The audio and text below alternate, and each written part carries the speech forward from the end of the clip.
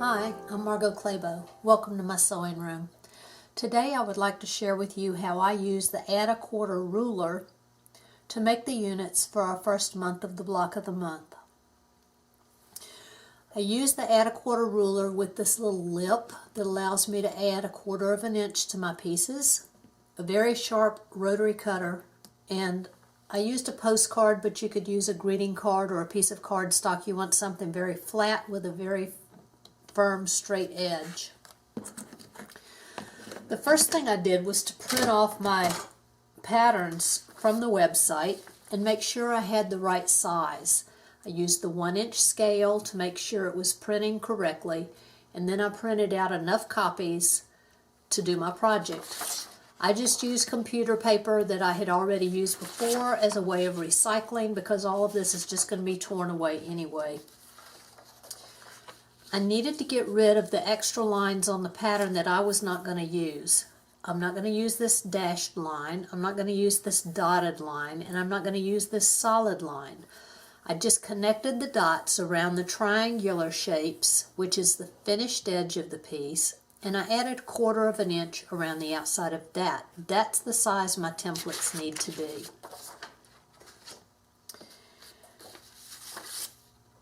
That's what it looks like when they're cut out. This measures 8.5 by 2 3/4, and we need 8 of those for this project, and we also need 8 longer pieces. These are made by joining 2 of the shorter pieces. It says join here, so if you will lay that on a line of your cutting mat and line up the second one, overlap the dots right here, use a piece of tape, you'll have your long unit. The next thing I needed, because I was afraid I was going to run out of fabric, I wanted to cut my fabric as scantily as I possibly could. So I used very hard template plastic to make templates so I could very carefully cut my fabric.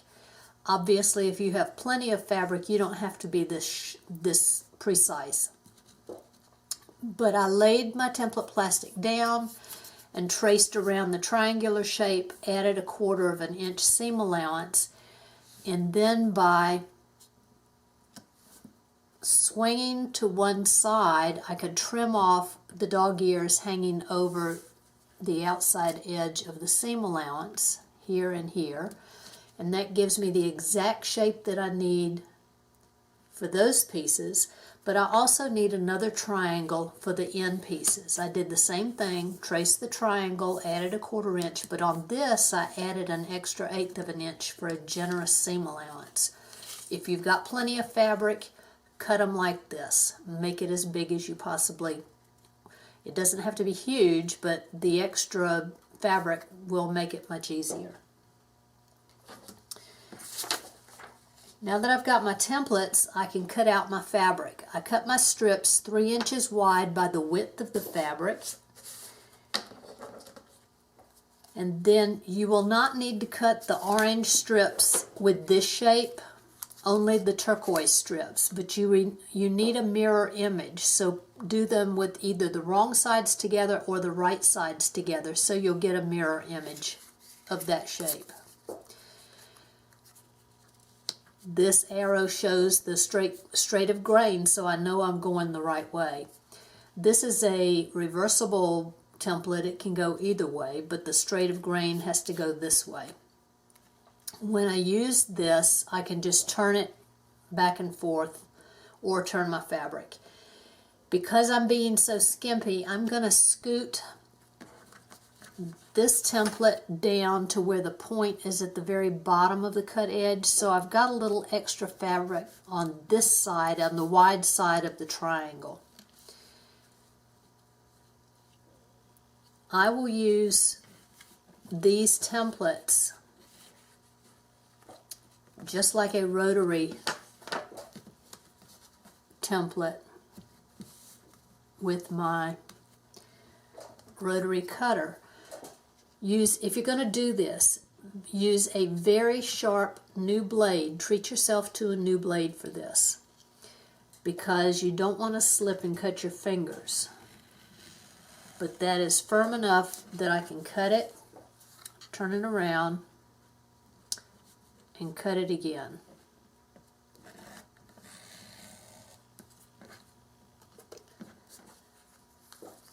So when I open it up, I've got mirror images. And then I just continue on with this shape. Scoot the point down to the end. You need orange and turquoise of this shape. Very carefully spin it around. This angle is what we're going to use, what I use to line up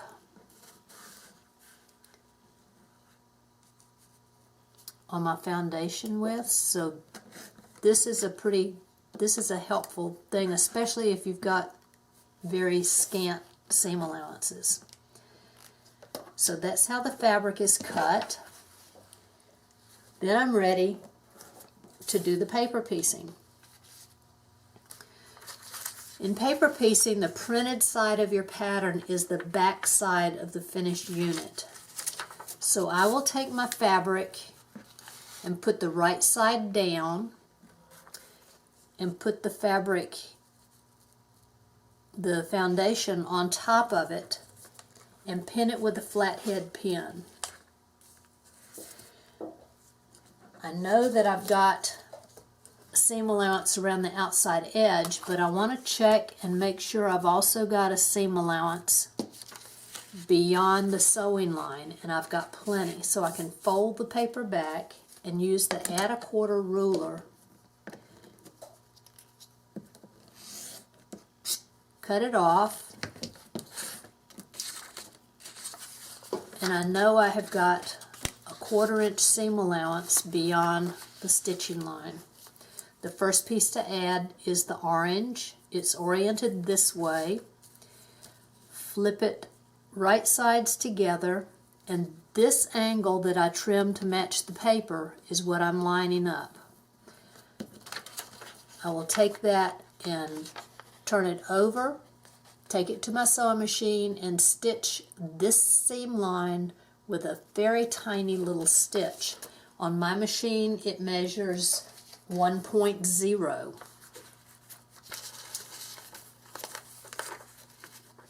When that seam is stitched with a 1.0 stitch, you can see it's very tight. I'll fold this over and finger press it and use a flathead pin to hold it out of the way. Turn it back over, line up the next sewing line, fold it back, trim it with the add a quarter ruler,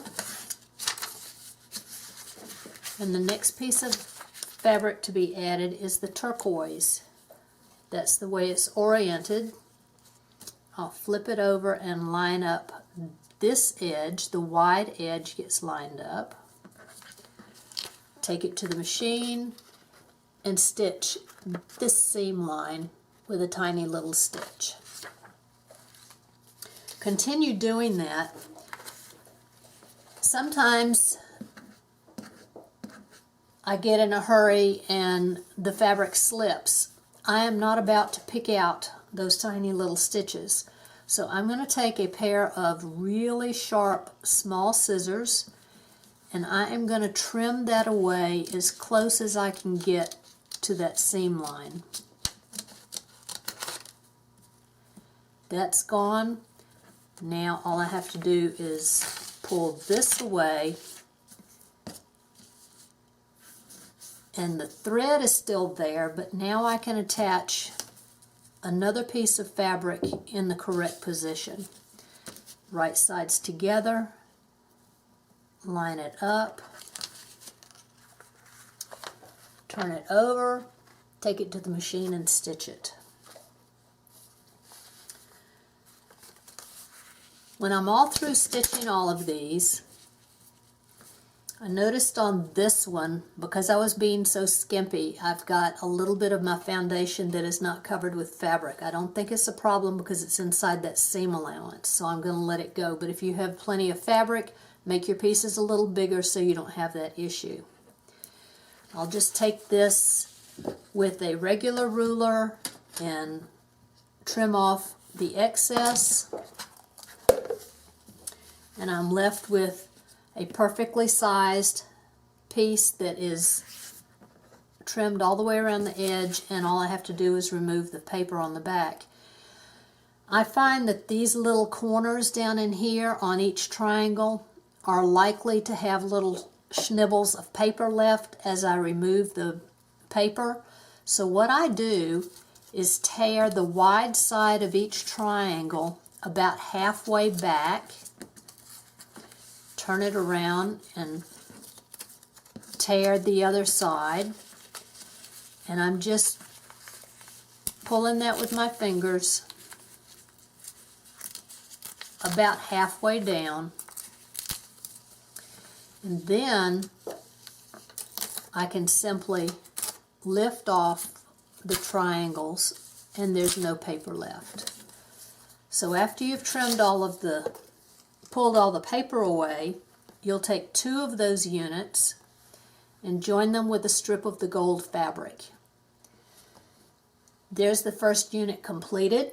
If you've never tried this add a quarter technique, I encourage you to try it. If it's new to you especially, try it, because it's a new day every day.